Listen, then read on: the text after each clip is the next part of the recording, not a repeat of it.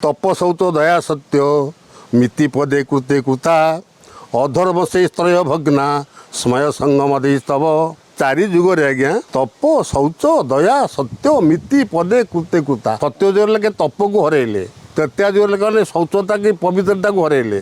तपस दया द्वापर जुग लोक मैंने दया को हरइले, कली जुग लोक मैंने सत्य को हरइले। ये चारि जुगरे चारिटा कथा हम अधर्म हेतु ये जो चारिटा कथा तप शौच दया सत्य तप शौच दया ये तीनटा की कली जुगरे नष्ट हो गला। आ खाली गोटे पाद रहा सत्य रहा तपस उच्च दया सत्य ए जुग अनुरूप कृत सत्यर अंते तप गला शौच तृतीया हरिला